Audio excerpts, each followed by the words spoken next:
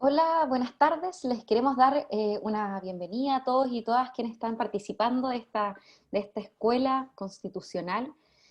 Todos sabemos que a partir de la crisis social iniciada el 18 de octubre, la rabia y la frustración de las personas y de los ciudadanos y la ausencia del Estado y de los derechos sociales, políticos, ambientales y humanos, generó que en definitiva se crearan unas nuevas demandas ciudadanas y los congresistas de todos los partidos políticos con representatividad establecieron este acuerdo político transversal con el objetivo de plebiscitar este cambio constitucional.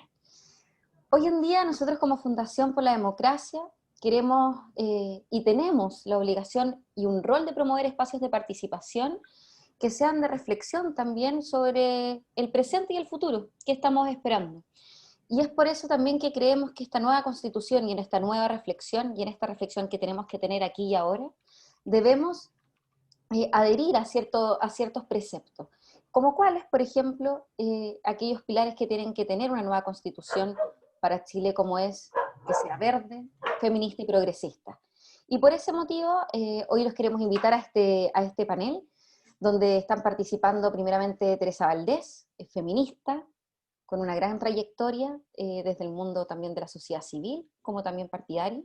También nos acompaña Nicolás Eizaguirre, y también nos va a acompañar el senador Guido Girardi, que se unirá a esta transmisión en un momento. Eh, como les comentaba, este panel es parte de una serie de actividades que estamos realizando como Fundación por la Democracia para efectos de poder conversar, poder reflexionar. Y es por eso que la vez pasada, la semana pasada, tratamos algunos temas respecto a las ideas matrices para una nueva constitución, y hoy en día queremos hacer esta bajada tan necesaria. Así que los invito a todos y a todas a participar a través del chat de esta transmisión, a hacer sus preguntas, tomar reflexiones. Nosotros vamos a estar revisando permanentemente el chat para efectos de poder tener una conversación fluida. Así las cosas, quiero darle la bienvenida entonces a los panelistas. Por favor, si quieren dar un par de palabras para empezar, y luego quiero hacerles una pregunta de entrada. Teresa. Hola, hola, muchísimo gusto estar aquí compartiendo.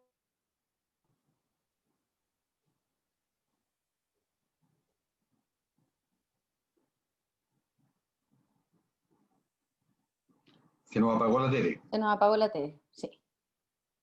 Veamos si puede volver en unos minutos, en un ratito. Nicolás, si puedes comentarnos algo respecto a ti, a tu sensación, a la importancia de este espacio, para luego hacerte un par de preguntas y empezar el debate. Bueno, buenas tardes a todos, especialmente a ti, Fer, a la Tere, con quien nos conocemos desde décadas, a Guido, que me imagino se incorporará más tarde, y desde luego a todas y todos ustedes. Contarles que, aunque ustedes posiblemente me asocian más al área económica, de un tiempo a esta parte, del gobierno de la presidenta Bachelet, he estado metido en los temas constitucionales porque fuimos los que organizamos desde la Secretaría de la Presidencia los encuentros locales autoconvocados y toda la deliberación que hubo en ese periodo sobre los contenidos de una nueva constitución. Hoy por hoy, también en el contexto del Partido por la Democracia, tenemos un grupo constitucional que hemos trabajado por ya varios meses, todas las semanas, y parte importante de lo que voy a decir es lo que hemos ido reflexionando al interior de ese grupo, reflexión que esperamos hacer extensiva tanto a la dirección del partido como al resto de las fuerzas políticas en la búsqueda de mínimos comunes para que todos los del apruebo impulsemos ciertos contenidos, marcos comunes que hagan viable de una vez por todas una democracia verdadera. Perfecto, muchas gracias, Nicolás, y bienvenido a este espacio. Teresa, de nuevo, de repente existen este tipo de situaciones, pero queríamos saber que un saludo principalmente a quienes nos están viendo, un llamado a participar y desde dónde tú te sientes convocada para participar en este espacio. El micrófono, Teresa.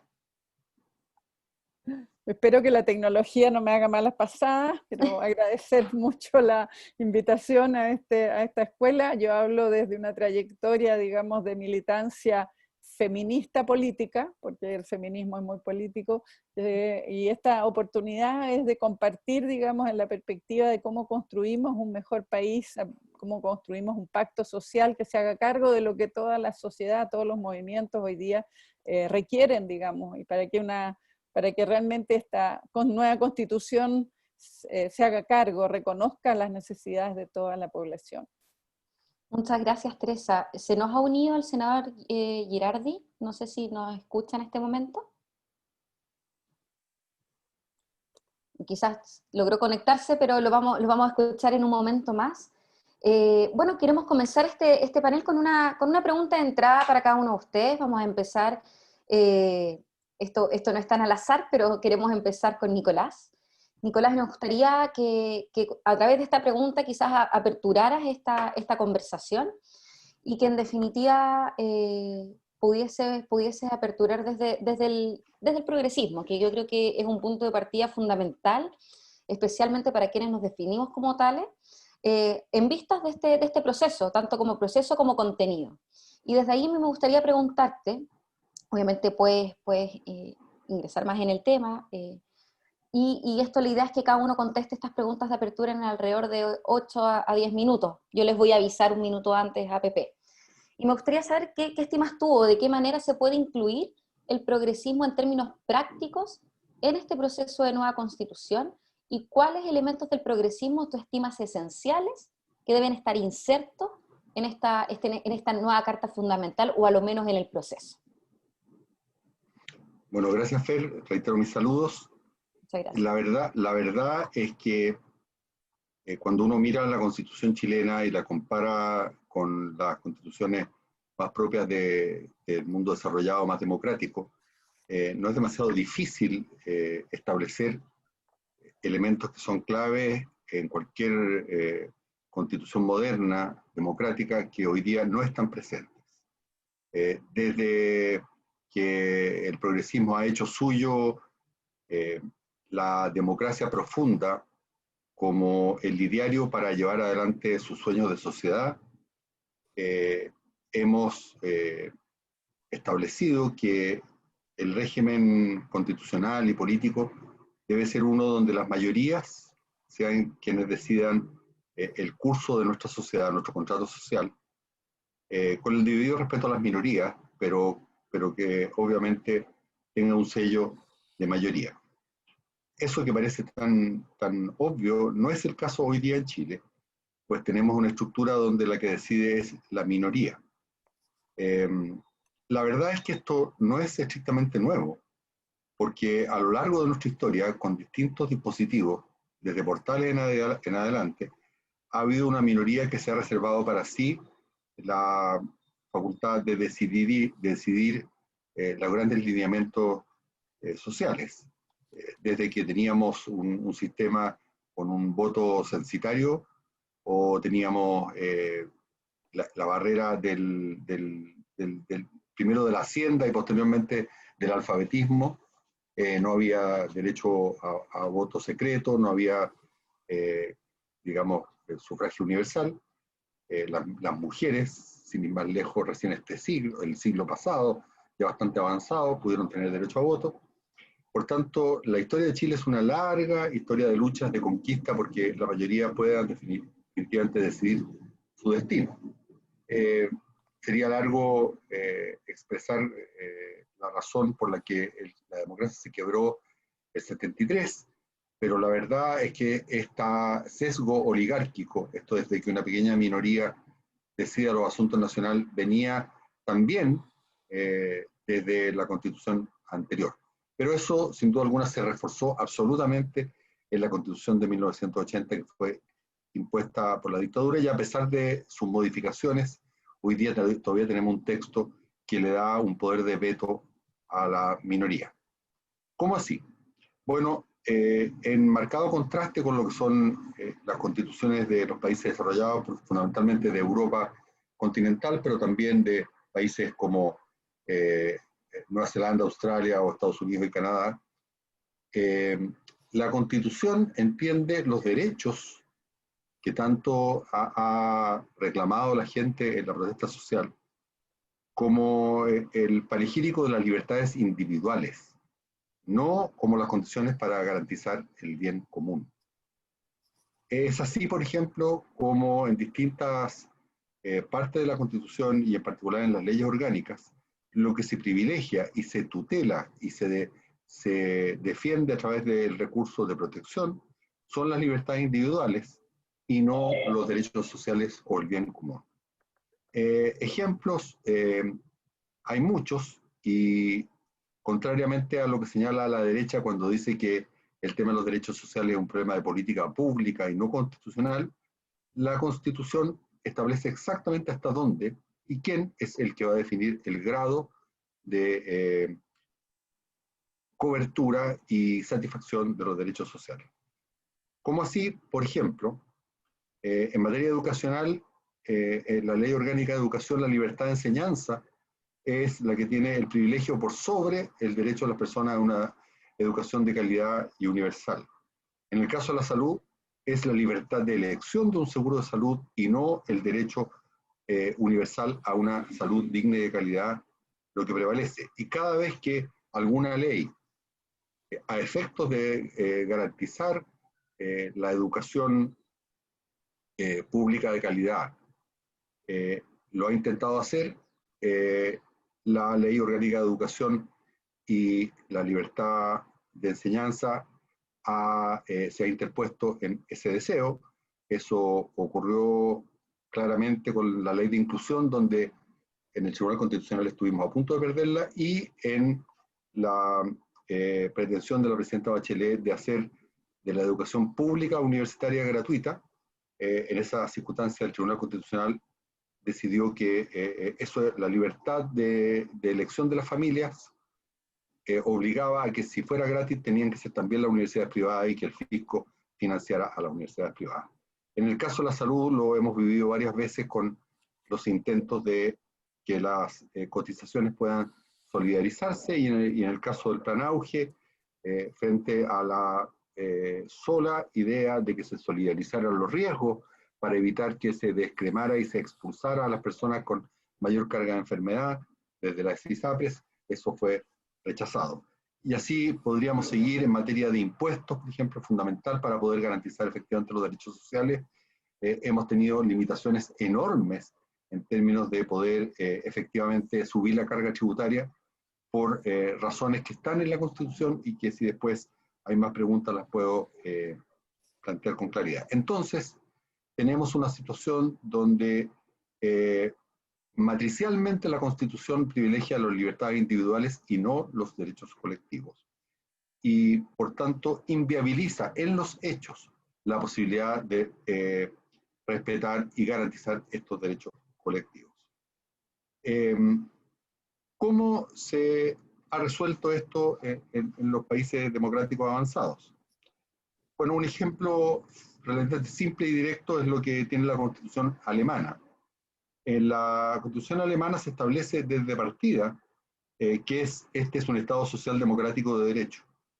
¿Y eso qué implica? Implica algo que es fundamental, que el uso y goce de la propiedad privada debe favorecer, y lo dice explícitamente, el bien común. Por tanto, cuando el bien común o ciertas políticas que pretendan universalidad de derechos entran en tensión con algún tipo de libertad individual o propiedad privada, lo que prevalece es ese derecho social. Es así como, por ejemplo, hay un sistema de seguridad social, tanto en salud como en educación, como en pensiones, donde hay elementos de seguridad social, que esto es que quienes más tienen pueden o deben aportar para la garantía de estos derechos por parte de quienes menos tienen. Un segundo elemento a través del cual esta Constitución petrifica un estado de cosas e impide un nuevo contrato social es que todas estas leyes que privilegian lo privado por sobre lo público tienen elevadísimos quórums. Por tanto, es tremendamente difícil cambiar estas leyes orgánicas que consagran el bien individual por sobre el bien común. Y aún si se logran las mayorías, como ocurrió por ejemplo con el caso de las leyes laborales y la titularidad sindical, el Tribunal Constitucional con simple mayoría puede desactivar, inviabilizar esa ley, y justamente lo que estuvo en juego en esa discusión respecto de la titularidad sindical fue el derecho colectivo de los trabajadores que tienen una posición asimétrica respecto al empresario de hacer sus pliegos colectivos frente a la libertad de afiliación a un sindicato o no afiliación a un sindicato de cada trabajador. Esto es libertad individual, y prevaleció lo último y la titularidad sindical se eliminó. Nos queda un minuto, Nicolás, como para que vayamos armando el cierre de esto. Entonces vamos al tema de la solución ética. Hemos avanzado en estos vetos al eliminar el sistema binominal, pero necesitamos avanzar mucho más. Debemos consagrar que los derechos colectivos prevalecen por sobre los derechos individuales, respetando obviamente los derechos individuales, pero no al punto de conspirar en contra de los derechos colectivos. Se puede explicitar más o menos a nivel declarativo los derechos sociales, pero eso no puede ser hecho sin olvidarnos que el sistema orgánico de la Constitución, la forma en que se decide y se reparte el poder, debe permitir que la mayoría sea la que decida y no haya un veto de la minoría. En esto, además de los cambios que le estoy planteando del Estado Social Democrático de Derecho, es fundamental discutir y renovar nuestro régimen político, ya sea hacia un sistema semipresidencial o parlamentario, con quórums, como es en el resto de los países desarrollados del mundo, que a lo más sean quórum simple o quórum calificado, de tal forma que la mayoría pueda efectivamente decidir el curso del contrato social y eliminar la facultad preventiva del Tribunal Constitucional. Termino diciendo que es perfectamente posible proteger los derechos privados e individuales. En Alemania, por ejemplo, obviamente hay derecho a la propiedad privada, pero su uso, goce y uso, como dije desde el comienzo de la Constitución, está restringido o sujeto al bien común.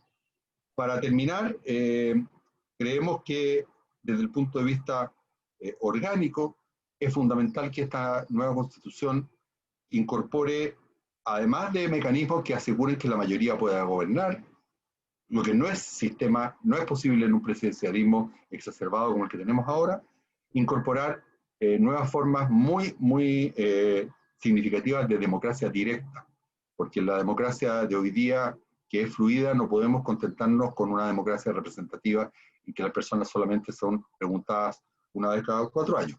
Elementos claves a ese respecto son, por ejemplo, la necesidad de ratificar vía plebiscitaria modificaciones constitucionales de importancia, la iniciativa popular de ley, que debe ser incluida en el Congreso con la prioridad que esa disposición establezca, y la facultad revocatoria de ley a objeto de que la ciudadanía pueda establecer una cierta rendición de cuentas, y en la medida en que haya leyes que favorecen a minorías, la ciudadanía pueda presionar porque esta pueda ser revocada. Muchas gracias, Nicolás. Como les Podemos digo, entrar entonces, al tema de participación. Sería súper bueno que después de esta ronda podamos hablar algo de participación, porque se relaciona mucho con el tema de participación, por ejemplo, de las mujeres en este proceso, como también la incorporación de nuevos temas que son tan importantes como es el cuidado del medio ambiente, como es el tema verde, como se le señala o se le denomina de manera amplia. Primero que, antes de darle la palabra... Tú puedes aclarar que me dijiste explícitamente que no me refiriera a los otros temas, porque lo iban a cubrir los otros. Vale, sí, no, por supuesto, no. Cada uno de nuestros participantes acá va a cubrir un tema en particular, pero evidentemente siempre la idea al final de cada una de las presentaciones es quizás tomar alguna idea de cualquiera de ellos y llevarla también a la práctica. La idea del progresismo, las ideas matrices evidentemente se entrecruzan. con el feminismo y con el cuidado del medio ambiente y con el cuidado de todos finalmente. Quiero darle antes de la pasada de palabra a Teresa, le quiero dar la bienvenida al senador Guido Girardi, que bueno que pudo conectarse, que está con nosotros. Voy a darle la palabra a Teresa y desde ahí quisiera hacer una pregunta de apertura. Particularmente, o personalmente, estoy a cargo del área de género ahora de la Fundación, y en este sentido, de repente uno quiere preguntar mucho y saber muchos detalles, pero me gustaría ir a algo bien práctico. ¿Cómo se podría, y desde ahí el feminismo, cómo se pueden incorporar las necesidades de las mujeres más vulnerables en un texto constitucional? ¿Y qué se entiende que una constitución sea feminista? ¿Por qué no basta, por ejemplo, mantener el principio de igualdad? ¿Y por qué debería tener un rango constitucional? Como desde ahí, Teresa, me gustaría que pudiese explayar desde tu experiencia y tus conocimientos. Lo que pasa es que hay que examinar, digamos, la constitución que tenemos igual. La constitución que tenemos no solo ha sido generada por una élite oligárquica y todo lo que dijo ya Nicolás, sino que además ha sido androcéntrica, o sea, hecha por hombres. Es decir, digamos, todo el pensamiento, la necesidad, la mirada con que se ha hecho es la mirada de los hombres, en el sentido de que la mirada masculina es la mirada del total. Esa es la idea del androcentrismo, que lo masculino es la medida, ¿no es cierto?, la norma y la medida de lo humano. Entonces, en el fondo tenemos un problema de representatividad y tenemos un problema de justicia, que se agregan a todo lo que ya puede haber dicho, digamos, Nicolás, que es en el tema social, es específico respecto a las mujeres, y cuando hablamos de tema de mayorías, las mujeres somos una mayoría, pero estamos absolutamente excluidas. Entonces, el tema, digamos, de lo que tú me planteas, es tan fuerte, es tan necesario que incluso significa incluir en el lenguaje, cuando se discute esta cosa, un lenguaje inclusivo, un lenguaje que haga visible que la sociedad está formada por hombres y mujeres y que está formada por una diversidad de hombres y una diversidad de mujeres. Entonces, ¿no es cierto?, lo que a nosotros nos interesa cuando se está hablando de principios, obviamente el principio de la igualdad es como el primero, pero no es un principio cualquiera, es un principio que tiene que ser de igualdad sustantiva, de igualdad en que si se garantiza en la Constitución el principio de igualdad, toda la legislación, todo el aparataje, todo el sistema de cómo funciona y todas las cosas que ha estado comentando, ¿no es cierto, Nicolás?, esté generando las condiciones para la igualdad y para la no discriminación. La Constitución que tenemos no garantiza derechos específicos de las mujeres. Con esta idea de neutralidad, digamos, que el modelo y la medida es lo masculino, ¿no es cierto?, no garantiza, no se hace cargo de derechos específicos de las mujeres, como puede ser, ¿no es cierto?, las particularidades de una división sexual del trabajo, de una cultura que nos asigna a las mujeres ciertos roles en forma preferente y a los hombres otros, pero que hoy día están muy desdibujados y que se traducen concretamente en una discriminación en lo que son las tareas del cuidado. Lo que se llama el trabajo de cuidado, que es el trabajo no remunerado, ¿no es cierto?, que hacemos las mujeres. Entonces, la Constitución que tenemos, si la pusiéramos en blanco y negro antes ya, y lo que queremos, ¿no es cierto?, uno de los temas es cómo incorporamos las necesidades específicas de las mujeres, y una de ellas es definitivamente el derecho al trabajo. Fíjense que en relación a lo que dice Nicolás, que esto es un debate muy importante, cuando se piensa en el modelo del Estado bienestar, el modelo del Estado bienestar sigue pensando en un trabajador hombre, en un modelo de trabajador hombre. Entonces nosotros necesitamos incorporar a todas esas políticas, a todo lo que significa, ¿no es cierto?, política del Estado bienestar, cruzarlos por el hecho, digamos, de que existen un trabajo que se divide en trabajo remunerado y no remunerado, y que no puede estar familiarizado, que todo esté basado en la familia, porque resulta de que hay realidades muy diversas. Eso en un plano. En otro plano, si seguimos con las necesidades específicas de las mujeres, una de las más complejas es el derecho a una vida libre de violencia. La violencia está instalada en nuestra sociedad, el modelo económico que tenemos genera bases estructurales para la violencia está en la economía, la violencia está en todos los planos, y resulta que se expresa más brutalmente en el espacio privado, ¿no es cierto?, en el espacio de la relación. Tenemos los altos índices de violencia contra la mujer, que en la última encuesta es 41% de las mujeres entre 15 y 65 años reconocen haber vivido violencia. Necesitamos que la Constitución establezca, ¿no es cierto?, en su reconocimiento de necesidad y derechos específicos, el derecho a una vida sin violencia, que es para toda la sociedad, pero que es específicamente para las mujeres. Un tercer nivel es esto de que cuando estamos hablando de la legitimidad y de la representatividad, la paridad no es solo un tema, o sea, cuando lo que queremos es una redistribución del poder. La redistribución del poder significa no solo que tengamos una ley, ¿no es cierto?, que nos ha costado harto y que es temporal y todo lo demás, sino que todos los organismos públicos reconozcan y establezcan condiciones para participación paritaria de las mujeres, porque si no, vamos a tener una constitución que puede decir principios, pero las leyes que se derivan, todas las leyes orgánicas, todo lo que se deriva de, no va a estar con la presencia de las mujeres, y por lo tanto podemos tener incluso una constitución, tenemos hoy día una que establece, ¿no es cierto?, la igualdad entre hombres y mujeres, pero no se concreta, por eso decimos que el principio tiene que ser de igualdad efectiva. Después el tema de la autonomía de las mujeres, de la autonomía que, claro, lo podemos ver desde en el ámbito, cuando decía el derecho al trabajo, el tema de las condiciones de trabajo, pero la autonomía es mucho más que eso. Las mujeres en nuestra sociedad hemos sido ciudadanas de segunda categoría, y tenemos una cantidad de situaciones en las cuales estamos sujetadas a leyes, sujetadas a los varones, sujetadas, digamos, no somos ciudadanas completas. El poder ser plenamente ciudadana no solo requiere la participación, sino que también la autonomía. Y eso es la autonomía económica, la autonomía política y la autonomía en el espacio del cuerpo, de la sexualidad y de la reproducción. Por eso también, ¿no es cierto?, es un tema que para mirar desde el feminismo y mirado desde las mujeres, que tiene que ser reconocido y que de hecho hay constituciones en que es reconocido el derecho a decidir, ¿no es cierto?, lo que se llaman los derechos sexuales y reproductivos, que refieren tanto al cuerpo, a la sexualidad y al goce y al con quién, y reconociendo la pluralidad de expresiones, digamos, de la sexualidad, la pluralidad de identidades de género, la pluralidad de orientaciones sexuales, y que toda persona tenga derecho a desarrollarse plenamente en ello y también decidir sobre la dimensión reproductiva, digamos, de su existencia. Entonces tenemos otro plano más. No sé cuántos minutos me quedan. Quedan 3 minutos. Me quedan 3 minutos. Bueno, ya dije la paridad, dije la igualdad sustantiva, dije los cuidados, dije la autonomía, y tengo que agregar, ¿no es cierto?, lo que es la vida digna.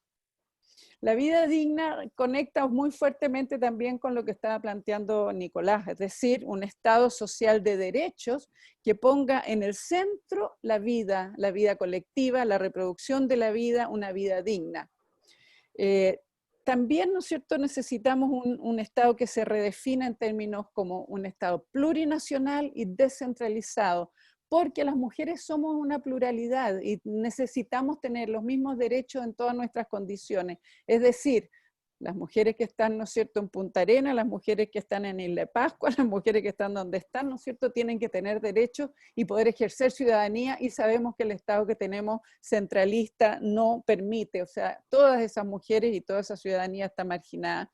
Necesitamos que se piense desde los territorios. La realidad de las mujeres está fuertemente ligada a la vida comunitaria, a la vida local. Esta pandemia ha dejado claro como el agua, digamos, que lo grave que es para un Estado para resolver algo tan fundamental como es la necesidad de atender una pandemia, ¿no es cierto?, una epidemia en salud, el no contar con un trabajo, una organización comunitaria. Se ha tomado 4 meses para empezar recién a darse cuenta que atención primaria era clave. Bueno, mirado desde las mujeres, todo lo que hace a violencia, a reproducción, a, ¿no es cierto?, trabajo, todo ello requiere, digamos, de un abordaje desde lo local, desde lo comunitario.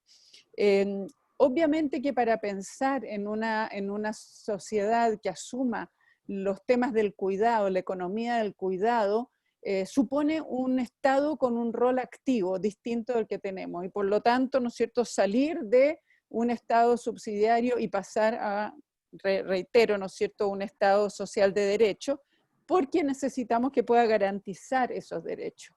Y finalmente, porque creo que se me está acabando el tiempo, hay mucho más que decir, el reconocimiento, ¿no es cierto?, de todos los derechos humanos que están en los convenios y las convenciones internacionales que Chile ha, digamos, firmado, ratificado, todos los pactos de Naciones Unidas, de la OEA. Todo ello tiene que estar, digamos, a nivel constitucional. Muchas gracias, Teresa, súper interesante tu intervención y lo que nos comentas. Finalmente sabemos que el problema de las mujeres no es de nosotras solamente, sino que es algo que debemos abordar, que hay una violencia también institucional, donde la Constitución tiene mucha responsabilidad, y desde ahí también tenemos grandes tareas en este proceso constituyente. Y trabajar finalmente desde lo local, desde lo territorial, que es lo que nos dimos cuenta en estos meses que era tan necesario. Así que te agradezco, Teresa. Después también vamos a hacer algunos comentarios respecto a cómo se cruza esto, como bien dijiste, con el progresismo. Ahora quisiera darle la palabra al senador Girardi y hacer una pregunta de entrada también. No sé si me escucha, senador. Te escucho. Perfecto. Bueno, en definitiva la pregunta que quisiéramos hacer de entrada, que finalmente es eso, en definitiva es solo para efectos de empezar a generar una discusión en torno a estos temas, es cuál sería el rol de una nueva constitución en este cambio de paradigma que estamos viviendo a nivel internacional y nacional respecto a la responsabilidad del Estado a través de la Constitución, si puede ser comprometido u obligado a tener otro rol en torno al cuidado del medio ambiente, de la salud, etcétera, y cómo esto tiene consecuencias en la vida de las personas y particularmente en las comunidades más afectadas. Desde ahí nos pudiera comentar. ¿Cuánto tiempo tengo? Son 10 minutos, de 8 a 10. Yo le aviso a los 9. Ya, mira, yo por lo menos quiero hacer una reflexión un poco que yo creo que hoy día el gran problema de las políticas y de las constituciones es que obedecen a un mundo que no va a existir, que ya no está existiendo.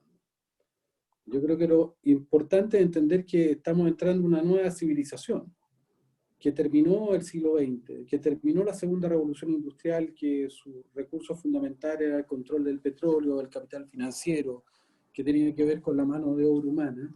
Y estamos entrando en una nueva era, estamos entrando a la era digital, estamos entrando a la era donde el poder del futuro es la inteligencia artificial, son los datos. Esa es la economía del siglo XXI.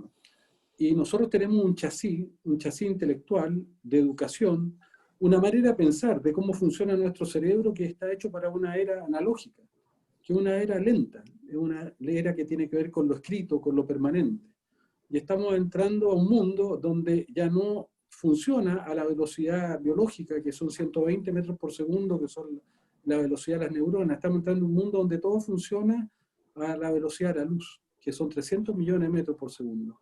Y hay un proceso de aceleramiento, hay un proceso de transformación gigantesca. Y hoy día la gran disputa del siglo XXI es el control de los datos. Por eso que Trump se enfrenta con TikTok. Por eso que Google versus Huawei. Esa es la geopolítica del siglo XXI, ya no el control del petróleo. Entonces nosotros tenemos que, por una parte, enfrentar, yo diría, las herencias, la factura entrópica, la factura de lo que no pudimos resolver en el siglo XX. Tenemos que resolverlo, pero también de acuerdo a esta nueva realidad. Entonces, yo creo que aquí yo no me posiciono en el eje izquierda-derecha, me posiciono en un eje ecológico. Yo nunca fui marxista.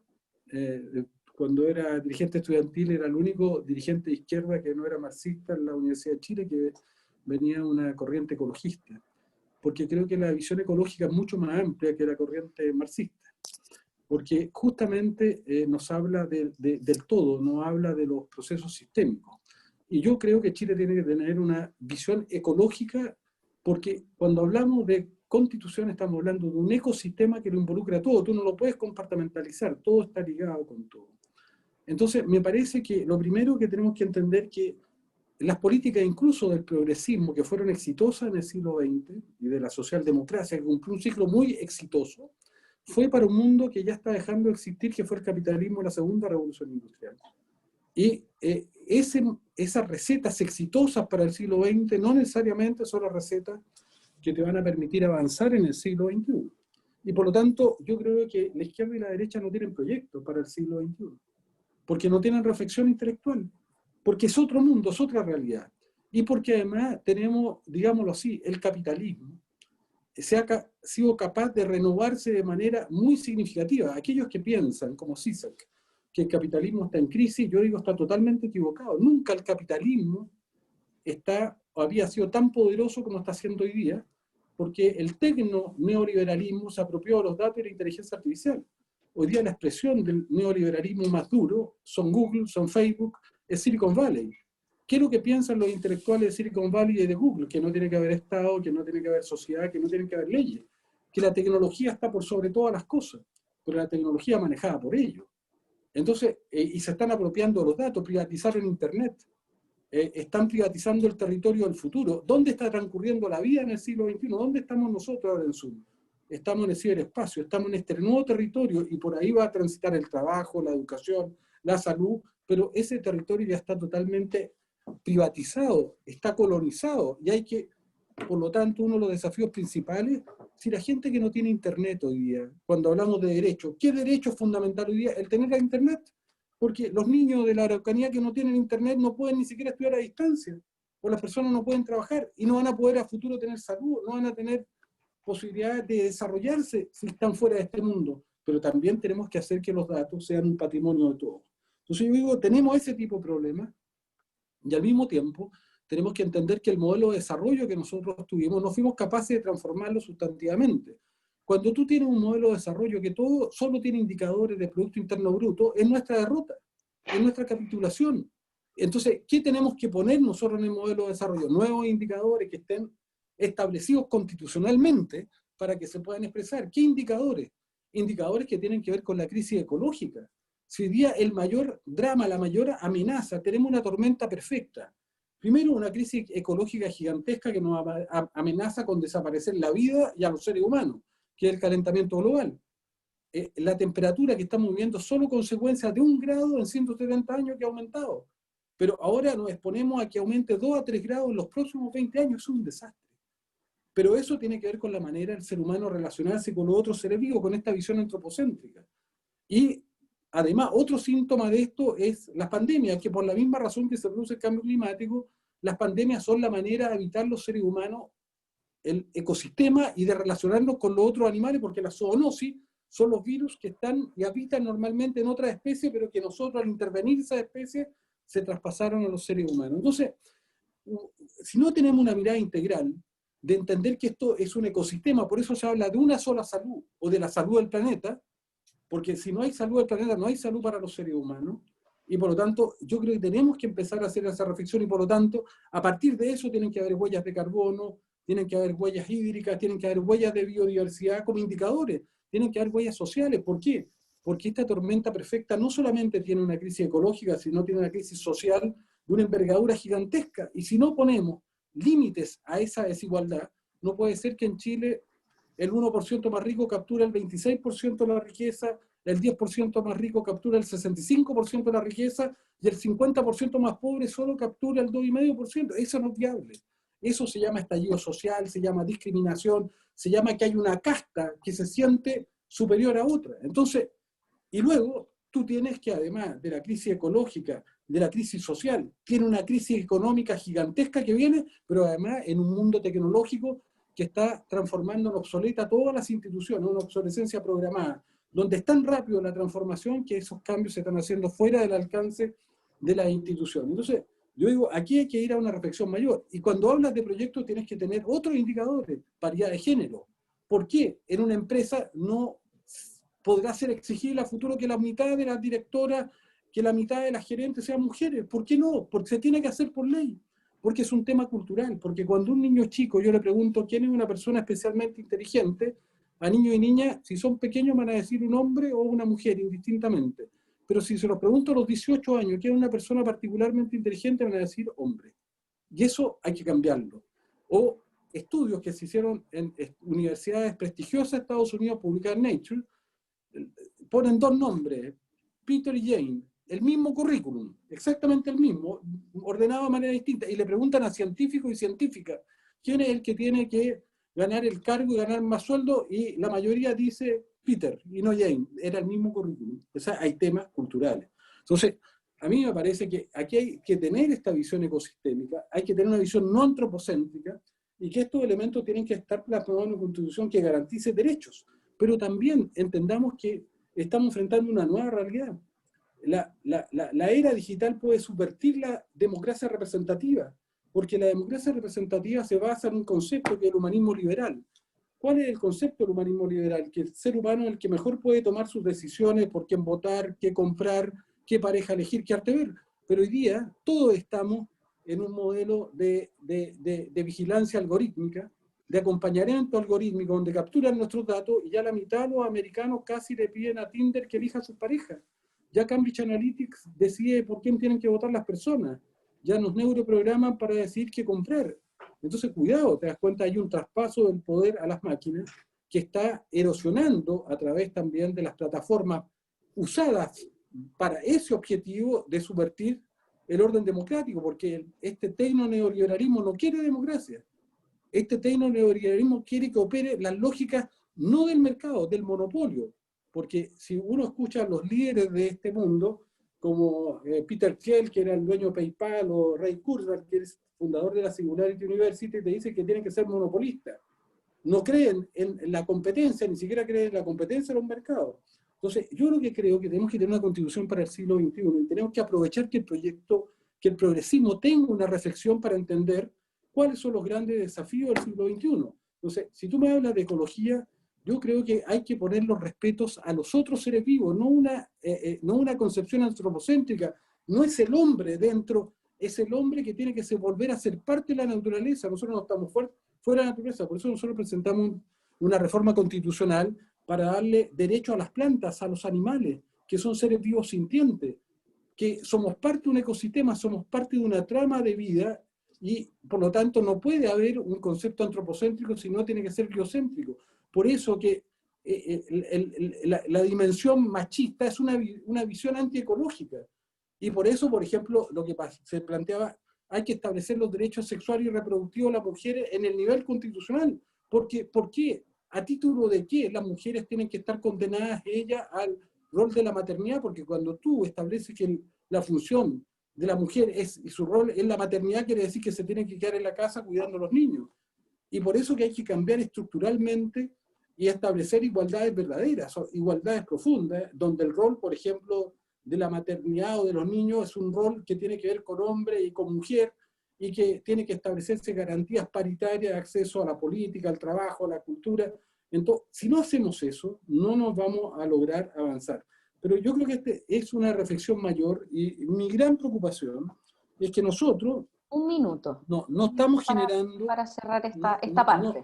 No estamos haciendo la reflexión necesaria para poder tener una constitución para el siglo XXI y entender que tenemos que tener un Estado digital. Tenemos que tener interoperabilidad del Estado digital. Son temas súper complejos, pero que no se hablan. Piensa solamente que todos los modelos, nosotros estamos trabajando con todas las universidades en el Congreso del Futuro, con más de 40 científicos chilenos y científicas, y a nivel internacional, todos los modelos dicen que de aquí al 2030 puede que entre el 40 y 50% de los empleos desaparezcan, que van a ser reemplazados por la robótica, por la inteligencia artificial y por las plataformas, que van a ser suministro personal por tarea, y ya no van a haber personas que tengan a futuro, como hoy día tienen, contrato de trabajo con cotizaciones previsionales, cotización de salud. Entonces, ¿cómo estamos pensando? Imagínate toda la arquitectura de nuestro mundo progresista que piensa el mejoramiento de las pensiones y terminar con la AFP, que yo creo que hay que terminar con ella, se basan en que tiene que haber un aporte de 6 puntos al empleador, cuando a futuro lo más probable que vayan decreciendo los empleadores de manera dramática, y que a futuro además vamos a tener 30% de los chilenos en el 2030 que van a ser adultos mayores, que vamos a tener, hoy día tenemos 4 activos por un pasivo, y ahí a lo mejor vamos a tener cerca de 2 activos solamente por pasivo, y que te das cuenta, o sea, ¿cómo se pretende financiar eso? ¿Qué va a pasar con los millones de personas en el mundo y en Chile que queden desplazados por las tecnologías? Vamos a tener una renta básica universal. ¿Cómo tiene que ser esa renta básica? ¿Esa renta básica va a ser igualitaria? ¿No va a ser igualitaria? ¿Cómo vamos a establecer la garantía del trabajo? Cuando este modelo neoliberal lo que te plantea basado en esta filosofía, esta filósofa americana que es la que más ha influenciado el neoliberalismo americano, se llama Ayn Rand, que es de la dimensión libertariana, de la autonomía total y el individualismo, que es Uber. El chofer de Uber se siente súper libre y transa la libertad a las garantías sociales. No tiene salud, no tiene previsión, pero mira, es libre. Es un esclavo de sí mismo. Lo transformaron, como dice Byung-Chul Han, en el concepto neoliberal de Uber, el trabajador se autoexplota, se transforma en empresario de sí mismo, y por lo tanto ya no tiene sindicato, no hay un nosotros, porque es la cultura del individualismo. Entonces, yo creo que si nosotros no reflexionamos más integralmente, yo creo que estoy hablando de nosotros como progresismo, y no estoy hablando aquí de la visión comunista, ni la del Frente Amplio, estoy hablando de nosotros, que creo que somos los que tenemos la posibilidad de ofrecer un proyecto para Chile para el siglo XXI, que se haga cargo de todos estos temas, de todos estos desafíos, pero hay que pensarlo, hay que discutirlo, ¿no? Y hay que aprovechar las oportunidades únicas que tiene Chile y dejarlas establecidas en la Constitución también. Por ejemplo, que Chile es el país que tiene más energía solar del planeta, que tiene más energía eólica del planeta, y que a lo mejor el hidrógeno va a ser lo que va a reemplazar a futuro, va a reemplazar lo que fue el rol del salitre y el rol del petróleo. ¿Por qué? Porque además la frustración que tienen los jóvenes, y con esto termino, que le ofrecimos una opción meritocrática, le dijimos, si usted se estudia, si usted se endeuda, le va a ir bien en la vida, son mentiras, porque el modelo de desarrollo que tenemos está hecho para que solo una élite pueda acceder a los privilegios. Aquí hay una meritocracia aristocrática, es una élite, solo aquella en la que puede obtener los dividendos. ¿Por qué? Porque es un modelo que está estructurado en un modelo exportador, que requiere poca mano de obra, porque es un modelo exportador de materias primas. Nosotros, si no avanzamos un modelo de valor agregado en nichos, nunca nuestros jóvenes, aunque estudien, van a poder acceder. Y el último ejemplo, solo para mostrar las contradicciones. Acaba la Contraloría de hacer un hecho que a mí me pareció maravilloso, pero que es irrelevante porque la política no lo entiende, que prohibió que Amazon se pudiera vincular a un proyecto de data center para datos astronómicos. Yo lo que digo, los datos son el futuro de la humanidad, los datos son el poder, por eso está peleando Estados Unidos con China, por eso que Google quiere capturar los datos del mundo, por eso que no quieren TikTok, y nosotros no tenemos 1.200 millones de habitantes como tiene China, y por lo tanto tiene resuelto el tema de los datos, o de las plataformas americanas que se capturaron los datos de todo Occidente y los chilenos también. Google, Facebook, ahí están todos estos datos. Pero Chile tiene unos datos que son el futuro, que son los datos astronómicos, que son una gigantesca cantidad de datos que van a ser los más apetecidos. ¿Y sabe lo que está haciendo Chile? Regalándoselos a Amazon. Entonces, nosotros debiéramos entender que tenemos ese capital, que es lo que todos están luchando, y debiéramos tener nosotros data centers. ¿Por qué? Porque el factor limitante de las nubes y los data centers es el consumo de energía. Mira la casualidad, Chile es el país que va a tener la energía más barata del planeta y limpia en el desierto de Atacama, y además en Patagonia, en Puerto Cisne, ahí podríais tener los mejores data centers del mundo, y además no entregar la soberanía, porque entregar los datos es entregar la soberanía y el poder. No me imagino a Estados Unidos regalándole los datos que tiene Facebook, que tiene Google, que tiene Apple, por ejemplo, a los chinos, o viceversa. Ese es el poder del futuro, pero nosotros no lo entendemos. Entonces, ¿cómo tú logras meter en una constitución este salto al siglo XXI, pero un salto equitativo, un salto ecológico? Y por eso que este es un ecosistema. ¿Por qué la carga tributaria de Chile es baja? Porque no necesita hacer más. ¿Por qué? Porque no hay derechos sociales garantizados, porque no hay Estado plurinacional, porque no hay descentralización. Ahora vamos a hablar de economía un poquito para darle la oportunidad a nuestros espectadores que nos están haciendo hartas preguntas.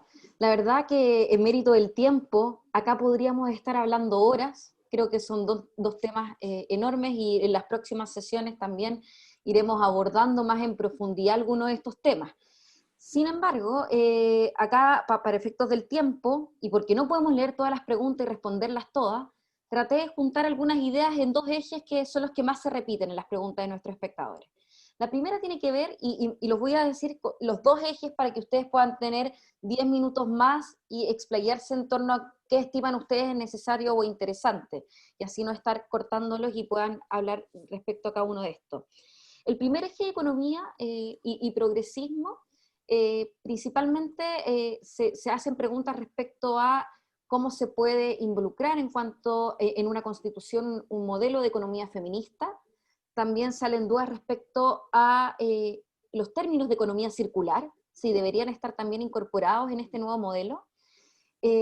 También están hablando acá, Pablo Silva también pregunta si podemos instalar en una nueva constitución un modelo económico del donuts planteado por el economista Kate Raworth, si mal no me equivoco es cómo se pronuncia. Y respecto a participación, existen también varias preguntas. La primera parte, Marcelo Díaz pregunta cómo valoran el aporte, el trabajo ya hecho en el gobierno de la presidenta Bachelet para dar contenido a una eventual a la nueva constitución. También están preguntando, Oscar Prieto, cuáles deberían ser los 10 puntos, si debería ser una carta magna, me imagino estilo Estados Unidos, de 10 puntos generales, y que las leyes por abajo de estos puntos se puedan adaptar a los cambios políticos y sociales. También tenemos preguntas respecto a cómo relacionamos esta reflexión con la designación y elección de los constituyentes. Son como 3 puntos que hablan en participación y que se repiten las preguntas de los espectadores. Me gustaría poder, en el mismo orden, si pudiésemos comentar, Nicolás, Teresa y Guido, unos 10 minutos cada uno, yo también les voy avisando nuevamente, respecto a estos 2 puntos, que son los que más nuestros espectadores quieren que ahonden finalmente, en el modelo económico y en términos de participación. Nicolás. Bueno, gracias, Fernanda. Déjame tomar algunos puntos que hicieron tanto Teresa como Guido. Durante estos últimos días hemos visto a la derecha decir que las políticas públicas no dependen de la Constitución. Yo traté de demostrar que eso es una falacia completa, porque es la Constitución la que establece el derecho de una minoría a decidir los asuntos de la vida nacional. Y una reflexión respecto de los puntos planteados por Guido.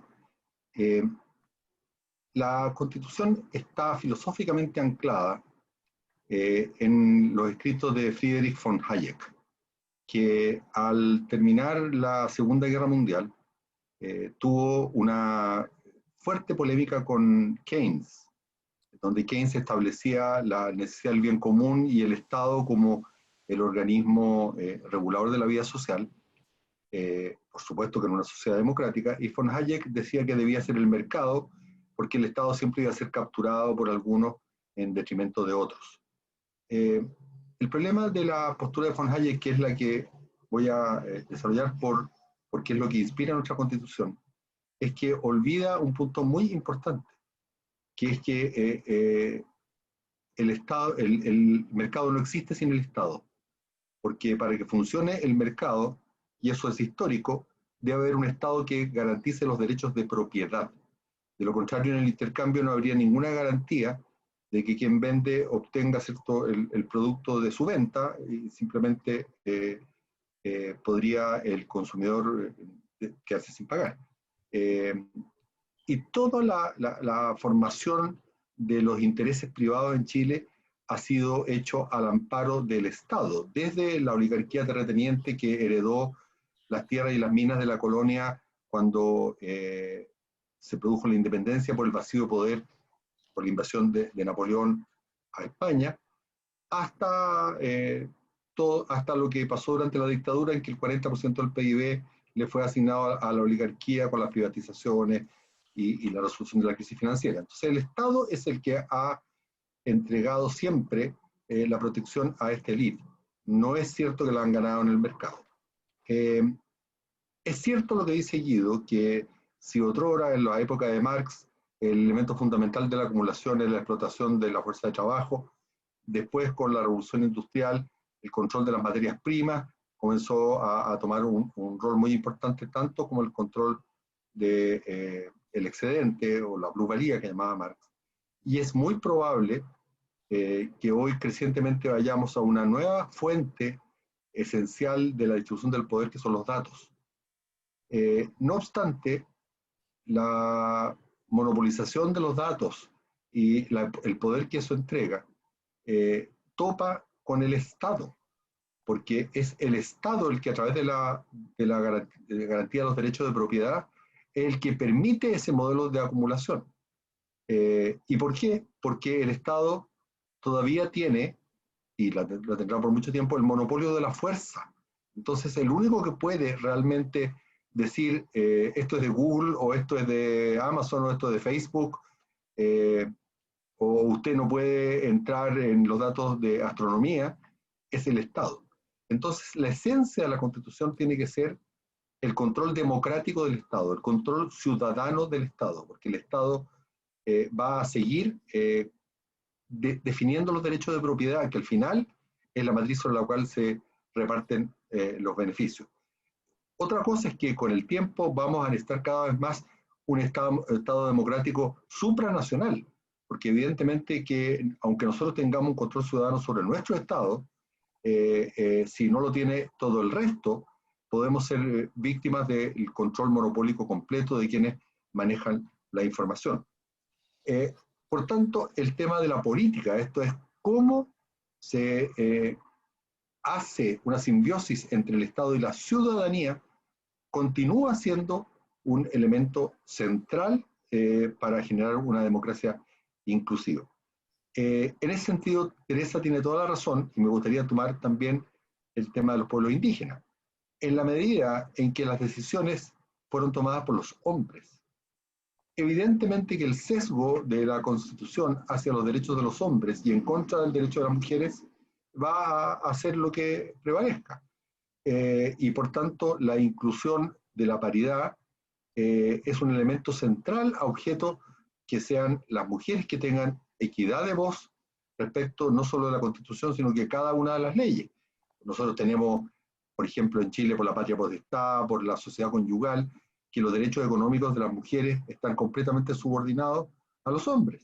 Las mujeres no pueden armar una pyme porque la sociedad conyugal es controlada por el hombre.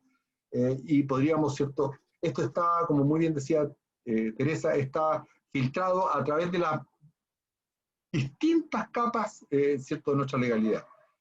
Lo mismo ocurre con los pueblos indígenas. Los pueblos indígenas tienen que tener una representación en nuestra nueva Constitución directa, porque no puede ser el resto de la ciudadanía el que defina por ellos qué es lo que ellos pueden o no pueden hacer.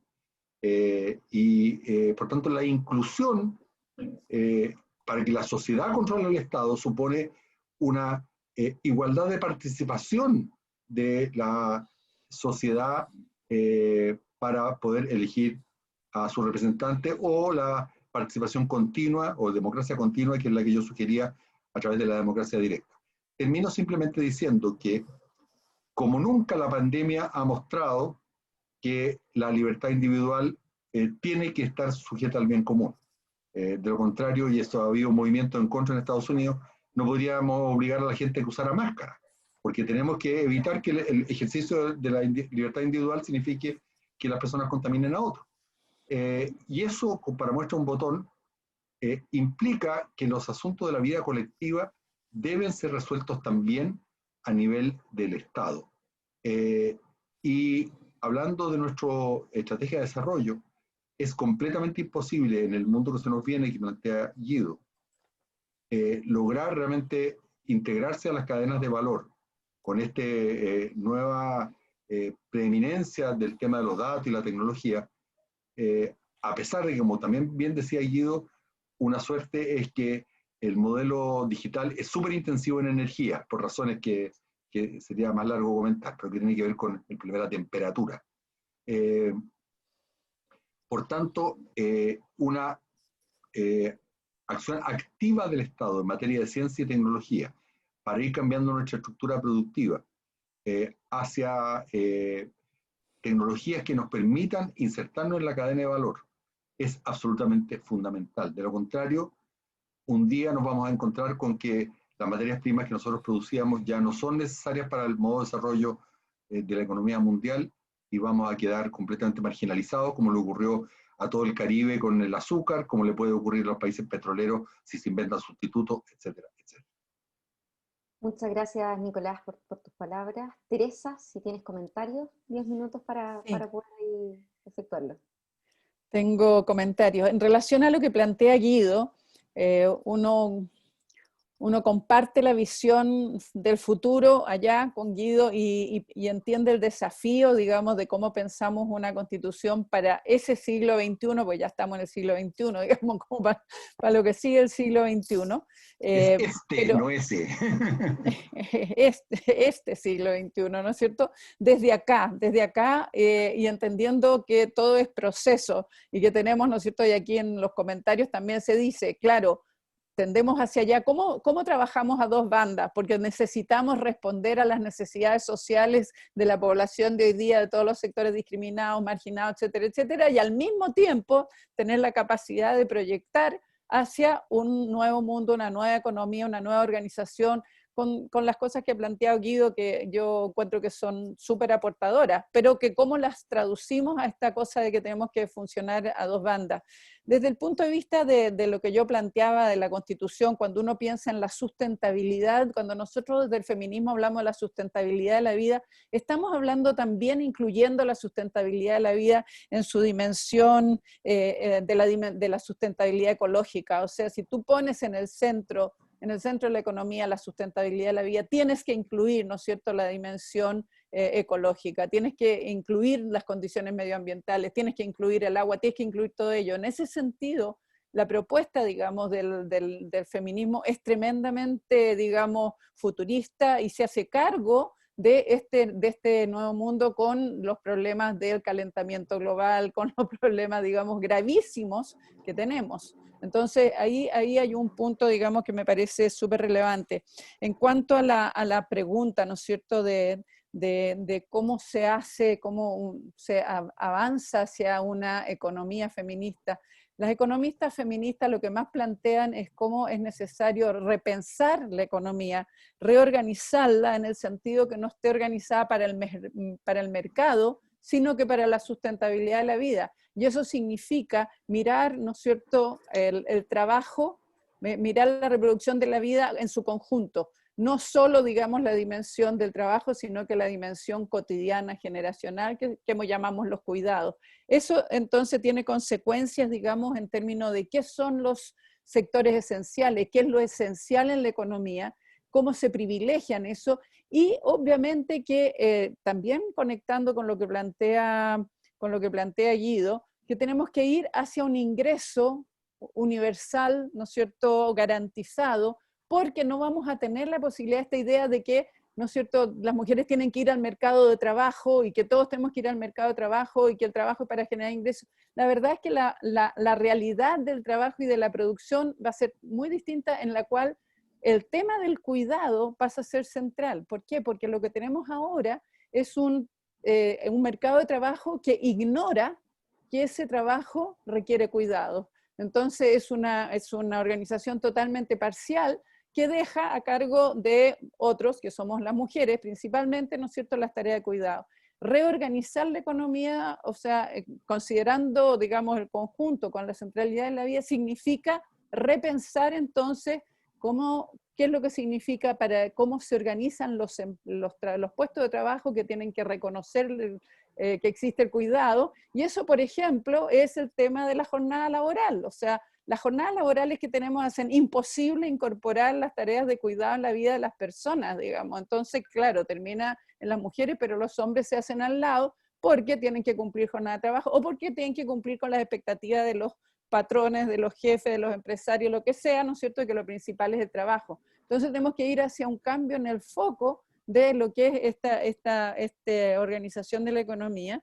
Entonces uno tiene que pensar en un ingreso garantizado, tiene que pensar en educación gratuita, en salud gratuita, en transporte gratuito, cosas que la presión, digamos, sobre la generación de ingresos, digamos, no te produzca el nivel de desigualdades y de situaciones, digamos, de pobreza que viven las mujeres. O sea, si pensamos que las mujeres en promedio ganamos 20% menos que los hombres, que además el 40% de los hogares están encabezados por mujeres, pongámosle a eso, ¿no es cierto? Imaginemos una economía que pone en el centro la vida y que se organiza de otra manera, ¿no es cierto? De manera de que las personas tengan acceso a los derechos sociales básicos.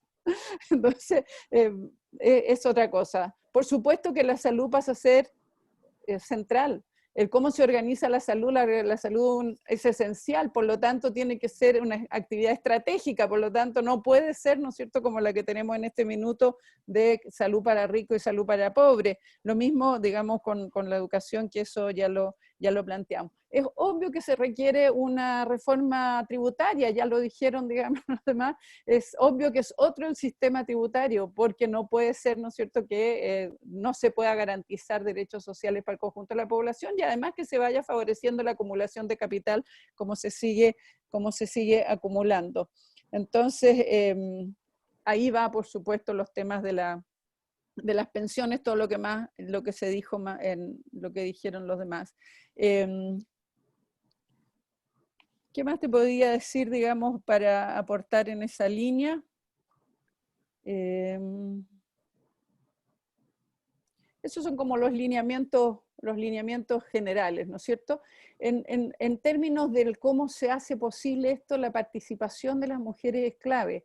Lo dije yo al inicio, lo repitió Nicolás, pero lo que pasa es que cada vez que tú excluyes la participación de las mujeres y de las distintas categorías, ¿no es cierto?, sociales, no estás respondiendo efectivamente a las necesidades de esa población. Entonces, todos los fenómenos nuevos, parte de lo que pasa hoy día es que está tremendamente atrasado respecto de la realidad que vivimos las personas. Entonces, cuando hablamos de derechos sexuales y reproductivos, cuando hablamos de distintos derechos, en el fondo, tenemos que situarnos en lo que las personas, lo que estamos viviendo, versus, ¿no es cierto?, ciertos esquemas conservadores, normativos, que están en la mentalidad, digamos, de los que construyeron las leyes. Entonces, la participación es clave, y la participación paritaria y la participación de todos, en todos los espacios. En España, digamos, que tiene una ley de igualdad bastante avanzada, le pusieron plazo a las empresas para que fueran todos sus directorios constituyéndose paritariamente, o sea, no puede haber ninguna instancia de decisión ni público ni privada, que sea colectiva, que no esté integrada en forma paritaria. Y eso tiene consecuencia, obviamente, a ir cambiando la cultura, digamos, en términos de género, pero si a esto le agregamos la dimensión, ¿no es cierto?, que plantea Guido, obviamente que esto significa ir ampliando y generando condiciones para una educación, para una realidad no antropocéntrica, sino que del conjunto de la naturaleza. Muchas gracias, Teresa, por tus palabras. Creo que fue bien global, pero bien al grano también respecto a cómo debemos abordar esto con un enfoque. Ya no se habla de enfoque de género, ya tenemos que incorporar y ser partícipes de cada una de las decisiones en cualesquiera sean los espacios de donde estas se estén tomando. Y el ejemplo de la ley de igualdad en España, yo creo que es un camino que quizás deberíamos mirar en algún momento.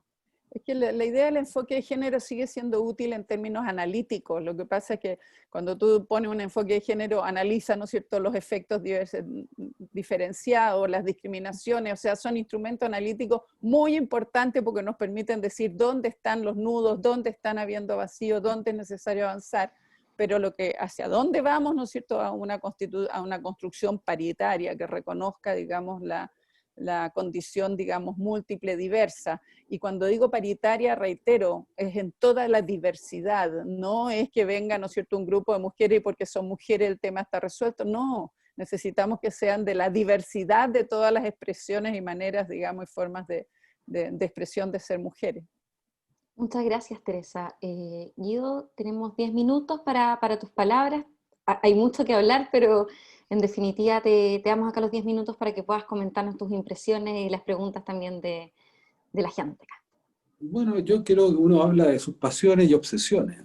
Entonces, mi obsesión, cuando tú piensas una constitución, no la estás pensando para el mundo que se fue.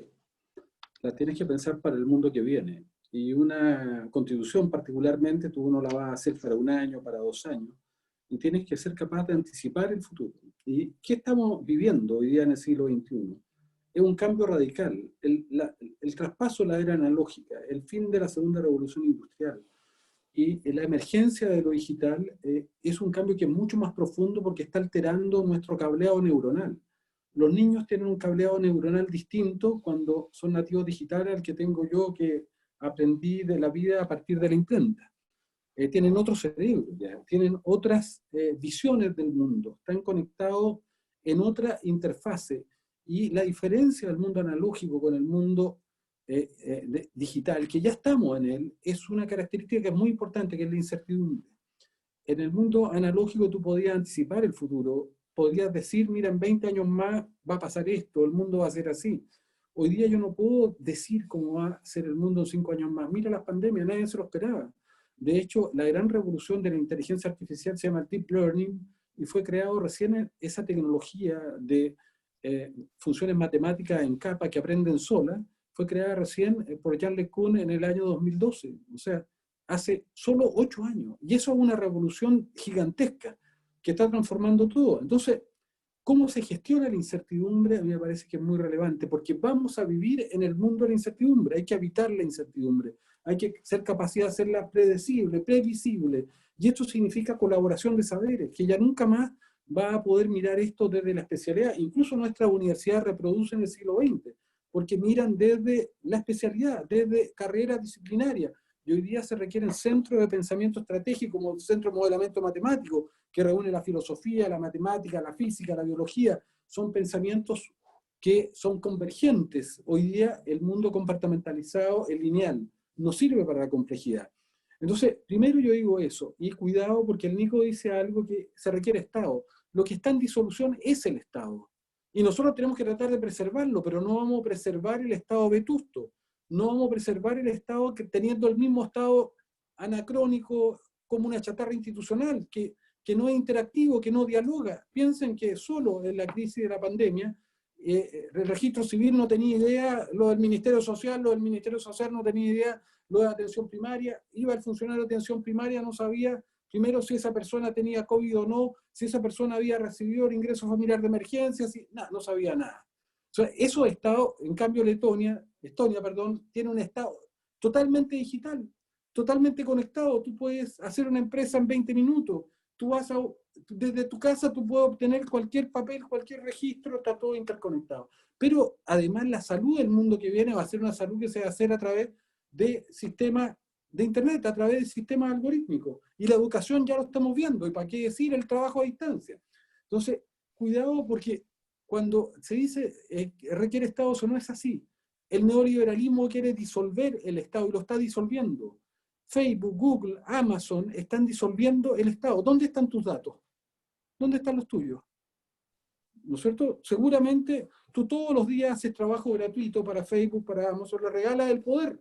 Y con ese poder después te manipulan. Porque ellos saben exactamente quién eres tú, tus deseos, tus ganas.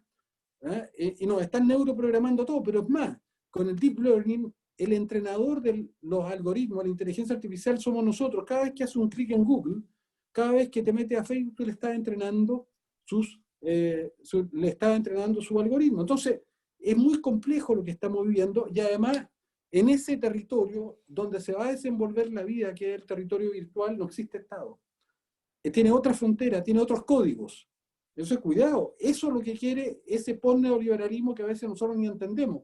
Cuando yo veo a los dirigentes de izquierda ir en procesión y pagar $5.000 por estar una semana en la Singularity University, o van a Silicon Valley, capitularon. Es la derrota cultural total, porque ese es el post-neoliberalismo que justamente no cree ni en Estado, ni en regulaciones, no cree ni siquiera en la sociedad. Todo tiene que ser individual. Entonces, a mí me parece que aquí hay un desconocimiento y la siliconización del mundo es lo más poderoso que hay. Cuidado, todos quieren ser Silicon Valley. Han logrado una penetración cultural y nos han convencido de que el modelo tecnológico por sí solo lo resuelve todo. Entonces, la izquierda le regaló los datos y la inteligencia artificial al neoliberalismo, porque tiene un prejuicio. Es como si la izquierda hubiera regalado el rol de la imprenta. No, el progresismo usó la imprenta para difundir su idea. Nosotros tenemos que recuperar los datos y la inteligencia artificial para una mejor humanidad, para democratizar el futuro, para tener el control democrático del futuro. Pero abandonamos, capitulamos. Entonces, además estamos expuestos a un proceso de simplificación del humano. Cada vez somos más sí, no, somos código binario, respondemos sí, no, porque cada vez estamos en las redes estructurados como si fuéramos sistemas digitales. Y cada vez las máquinas son más inteligentes, cada vez son más conscientes, cada vez nos conocen más. Entonces, cuidado con yo lo que digo, miremos el futuro, no miremos el pasado. Entonces, desde esa lógica, yo creo que hablar de un sistema, de un ecosistema me parece mucho más razonable. Un ecosistema con valores de ecosistema. Ahora, ¿por qué el feminismo es interesante? Porque el feminismo, a diferencia del machismo, es ecosistémico. Yo creo que tenemos que feminizar la sociedad, no solamente darle más poder a la mujer. No necesitamos que las mujeres, para adquirir espacios de poder, adquieran los atributos de los hombres, que son analógicos, que son autoritarios, que son verticales, que son de competencia.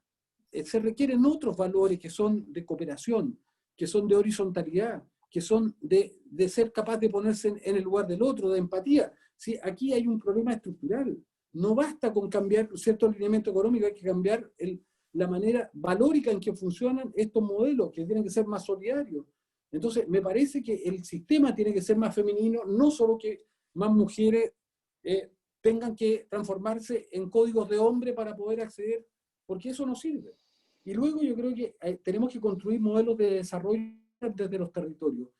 Nosotros en el Congreso Futuro hemos impulsado mucho con las universidades territoriales la idea de que cada territorio tiene una vocación, pero esa vocación tiene que ser decidida por los territorios y no puede ser uniforme, hay que desuniformar.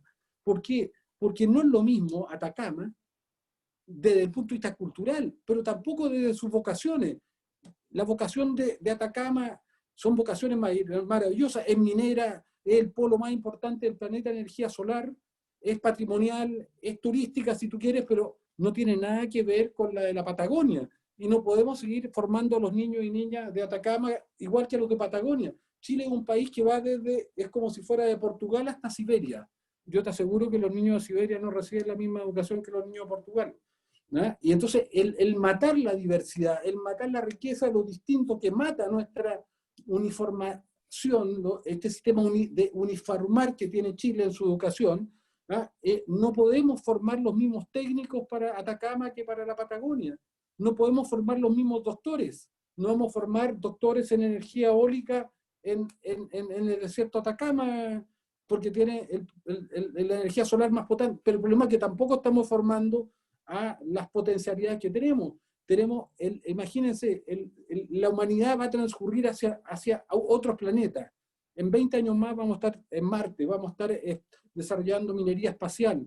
Desde Chile se van a descubrir los planetas habitables. Desde Chile están los datos para eso. Entonces, ¿cómo no hacer esta apuesta potente en esos nichos? O ser una potencia alimentaria, o ser una potencia en hidrógeno, como decíamos, o ser la potencia más importante del mundo en acuicultura, pero no para poner salmones, sino para sembrar especies endémicas, como corvina, como merluza, que son propias de su ecosistema, no estos depredadores que son los salmones. O si Chile quiere ser un país forestal, bueno, resolvamos los temas con los pueblos originarios, recuperemos nuestro ecosistema de bosque nativo, pero también las plantaciones exóticas, si son bien hechas y en alianza con los pueblos originarios, el futuro de la humanidad es madera, no es cemento por el cambio climático, porque un pedazo de madera tiene 40% de carbono acumulado, y tú ya tienes la posibilidad de tecnología de madera que son tan duras como el acero, pero 20 veces más livianas. Toda la vivienda en Chile tiene que ser de madera. Todos los edificios, como están siendo en Suecia, tienen que ser de madera. Entonces, tenemos que cambiar y tenemos que enfrentar y buscar los nichos de desarrollo. Ahora, con 0,38% del producto destinado a ciencia, es una capitulación, es una vergüenza, ¿te das cuenta? O sea, Chile quiere estar en el siglo XXI con los instrumentos y las herramientas del siglo XX. Es imposible. El chasis institucional de nuestro Estado es anacrónico, obsoleto. Tenemos que tener un Estado digital. Y tenemos que justamente dar la pelea en el mundo por la democratización de los datos y la inteligencia artificial, porque el que controle los datos y la inteligencia artificial va a controlar el mundo. Y tenemos que hacernos cargo de los conflictos que tenemos, que son dramáticos. Yo considero que el conflicto más grave de Chile, o los dos más graves, son la violación a los derechos humanos. ¿Cuáles son las mayores violaciones a los derechos humanos en Chile? Son la violación a los derechos humanos de las mujeres, que son sistemáticas, que son todos los días, cada vez que se discrimina a una mujer, es una violación de sus derechos humanos fundamentales, y creo que en eso hay una invisibilización. Oye, las mujeres pudieron votar por primera vez hace solo 70 años en Chile, más o menos. Antes se las consideraba no sujetos de derechos civiles. Oye, cuando en Chile una parte importante de la élite no quiere que las mujeres puedan interrumpir su embarazo, le niega los derechos civiles por estar embarazada. O sea, tú te embarazas y dejas de ser persona. Oye, y eso es normal. Yo considero que eso es un atentado a los derechos de la mujer, que es brutal. Deja de ser persona. Ya no decide ella, deciden otros por ella. Y lo mismo ocurre con los pueblos originarios.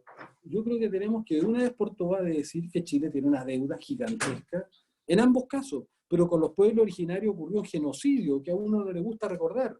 En 1880 y 1920 cerca de 30.000 personas, niños, mujeres, fueron asesinados y no tuvieron comisión de verdad, justicia, reparación, y los nombres del señor Menéndez que los mandó matar siguen puestos en las calles de Punta Arenas y todo tranquilamente, paseamos. Y la violación a los pueblos indígenas mapuche ha sido sistemática, y nos hacemos los lesos, ni siquiera tenemos reconocimiento constitucional. Por favor, Entonces, para cerrar. Perdón, yo ¿puedo? creo que tenemos que combinar.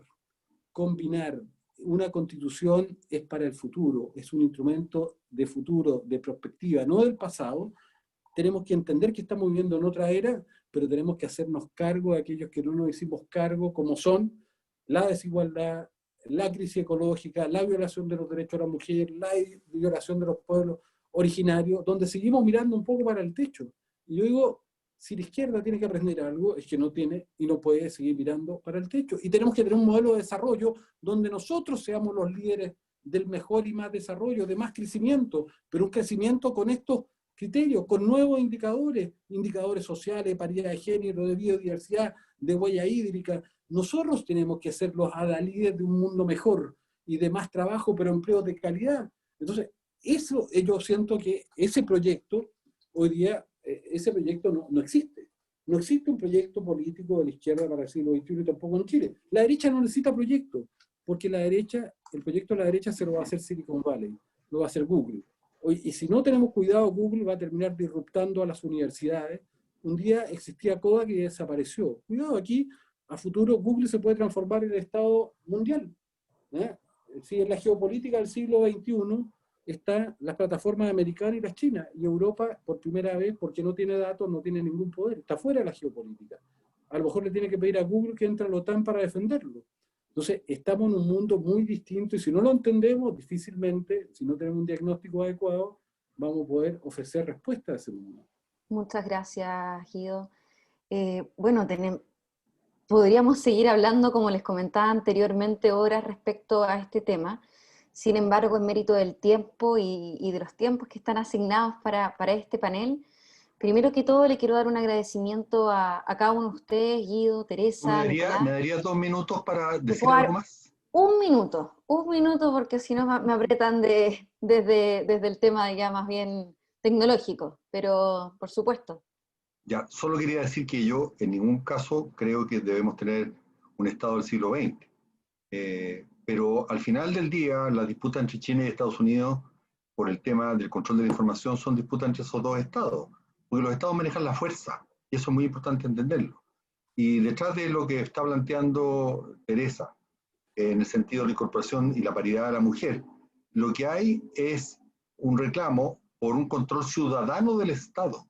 Pero nosotros no vamos a poder funcionar en el siglo XXI si no tenemos un Estado que sea capaz de rehacer nuestra tecnología, rehacer nuestro modelo de desarrollo, etcétera, etcétera, etcétera. Ahora, lo fundamental, como lo dice muy bien Acemoglu y Robinson en El Pasillo Estrecho, libro de reciente aparición, es tener esta especie de leviatán encadenado, o sea, un Estado más fuerte, pero encadenado al control ciudadano. Y por eso los temas de paridad, de incorporación de los pueblos indígenas, de la descentralización, lo que hacen es democratizar el control del Estado, porque el Estado va a ser, y ese bien común, el que nos permite insertarnos en el mundo moderno, sobre todo en la era digital. Muchas gracias. Teresa, ¿quieres agregar algo más también? Sí, agregar, digamos, la importancia de nuestra participación, todos los que estamos aquí, los que están escuchando en este debate, porque el temor que le da a uno, ¿no es cierto?, es que estos debates que se hacen aquí no sabemos si se van a reproducir en la constituyente, en la convención constitucional, porque no sabemos quiénes van a ser electos, y no sabemos, ¿no es cierto?, si lo que está planteando Guido va a haber alguien que lo esté planteando o va a quedar al fuera.